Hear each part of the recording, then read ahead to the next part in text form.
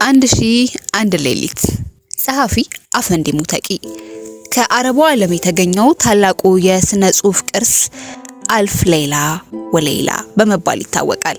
በቀጥታ ሲተረጎም 1001 ሌሊት ወይም 1001 ናይት እንደማለት ነው። ይህ መጽሐፍ ብዙዎች ያለመሰልቸት እንደየደጋገሙ ካነበቧቸው ድርሰቶች መካከል ይመደባል። በብዙ ቋንቋዎች ከተተረጎሙ ምርጥ መጽሐፍት መካከል አንዱ ነው። በመጽሐፍ ውስጥ ካሉት የጀብድና የትንግርት ተረቶች መካከል በርካቶች የሌሎች ሕዝብ ስነ ቃል አካል እስከ መሆን ደርሰዋል። በሀገራችን 2 ደራሲዎች መጽሐፉን በአማርኛ ቋንቋ ተርጉመዋል። የመጀመሪያው ትርጉም በፎቶ ላይ የተመለከተውና ለማ በላይነህ የሚባሉ ኢትዮጵያዊ በ1955 ያሳተሙት ነው። ሁለተኛው የትርጉም ስራ በተፈሪ ገዳሙ አማካኝነት በ1979 የታተመው ነው። የአልፍ ሌላ ወሌላ ታሪክ በጥንት ዘመን በአፍ ሲነገሩ ነው የኖሩት። ከጊዜ በኋላ ግን አረቦች ታሪኩን በመጽሐፍ ሰብስበዋል። በመሆኑም የምዕራቡን ዓለም መጽሐፍ አረቢክ ናይትስ በማለት ይጠራዋል።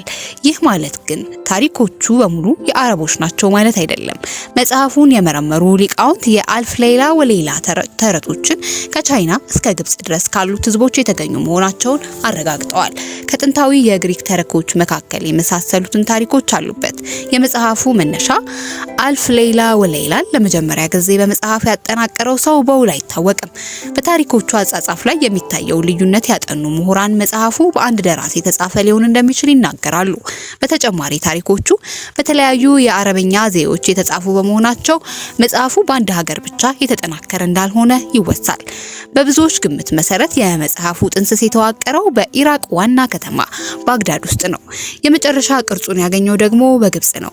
ለመጀመሪያ ጊዜ ስለ ታሪኮቹ የተናገረው አልመስዑድ የሚባል ታዋቂ የአረብ ታሪክ ጸሐፊ ነው። መስዑዲ በ947 ባጠናቀረው ኢንሳይክሎፒዲያ መሰል መጽሐፉን አራናውያን ወይም ሀዛር አፍሳና በሚል ስያሜ የሚጠራ ተረቶችን የመጫወት ወግ እንደነበራቸው ተናግሯል።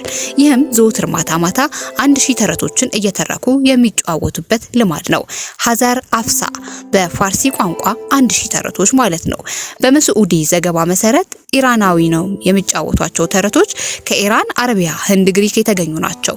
እንግዲህ የአረቦቹ አልፍ ሌላ ወሌላ የተፈጠረው የኢራናውያኑን ሀዛር አፍሳናን እንደ አርያ ማድረግ ነው ተብሎ ይገመታል። ሻህረዛድና ሻህሪያር የአልፍ ሌላ ወሌላ ታሪኮች የተደረደሩት እንደ ሌሎች የተረት መጽሐፍት አይደለም። መጽሐፉ በቀዳሚነት የ2 ገጸ ባህሪያት ታሪክ ነው። ከነዚህ ገጸ ባህሪያት መካከል አንዱ ሻህሪያር ይባላል። ሻህሪያር የአንዲት ሀገር ሱልጣን ወይም ንጉስ ነበር። ይህ ሰው መጀመሪያ ካገባት ሚስቱ ጋር ሲኖር ሴቲቱን በአንድ የእርሱ ባለስልጣን ጋር ስትባልግ ይዛታል። በዚህም የተነሳ ልቡ በሐዘን ይሰበራል። ሚስቱንም ያለ ርህራሄ ይገድላታል። ሻህሪያር ሚስቱን በመግደል ብቻ ንዴቱ አልበረደለትም። ሴቶች ታማኝ ፍጡራን አይደሉም፣ ከምድር ላይ መጥፋት አለባቸው የሚል እምነት በልቡ አሳደረ። በመሆኑም በየቀኑ አዲስ ሚስት እያገባ አብሯት ካደረ በኋላ በማግስቱ ይገድል ጀመረ።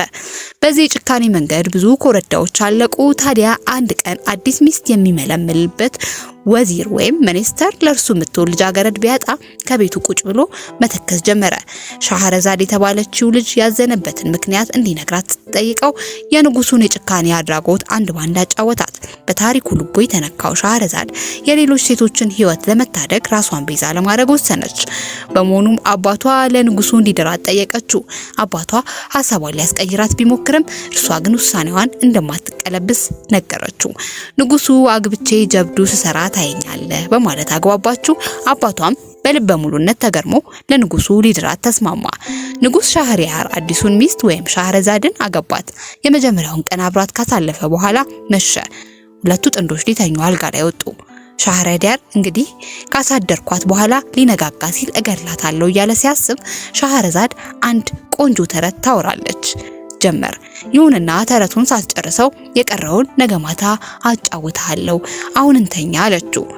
ሻህሪያር የተረቱን መጨረሻ ለማወቅ ስለፈለገ እርሷን የመግደሉን ሐሳብ ለሚቀጥለው ሌሊት አስተላለፈ። በቀጣዩ ሌሊት ሻህረዛድ የጀመረችውን ተረት ካጠናቀቀች በኋላ ሌላ ረጅም ተረት ጀመረችለት። ሆኖም ተረቱን ልብን በሚያንጠለጥልበት ቦታ አቋረጠችው። ለሻህሪያድም አሁን ስለደከመኝ ልተኛ፣ የቀረውን በሚቀጥለው ሌሊት እጨርስልሃለሁ አለችው። ሻህሪያርም የልቡን በልቡ አድርጎ ሐሳቡን ተቀበላት። ነገ ከጨረሰችልኝ በኋላ እገድላታለሁ በማለት ግድያውን አስተላለፈ። በሚቀጥለው ሌሊት ሻህረዛድ የጀመረችውን ታሪክ ከጨረሰችለት በኋላ ሌላ አዲስ ታሪክ ታወጋለት ጀመር። ሆኖም ተረቱን ሳታጠናቅቀው ነገ ጨርስልሃለሁ አለችው። ሻህሪያርም የግድያ ውጥኑን ለቀጣዩ ሌሊት አስተላለፈ። ሻህረዛድ ቀጣዩን ነገ ጨርስልሃለሁ ስትለው ሻህሪያርም እሺ ያለ የግድያ ዕቅዱን ሲያስተላልፍ 1001 ሌሊቶች አለፉ። ሻህረዛድ 1001ኛውን ተረት ስታወራለት ከቆየች በኋላ እስቲ እንደሚገድለኝ ያለው በማለት ለነገ ሳትል መጨረሻውን ነገረችው። ይሁንና ሻህሪያር ድሮ ሲያደርግ እንደነበረው ሻህረዛድን አልገደላትም። ምክንያቱም እርሷ በየቀኑ ተረቱን ስታወጋለት የእርሱም ልብ በየቀኑ እየተለወጠ በመሄዱ ላይ ስለነበር ነው።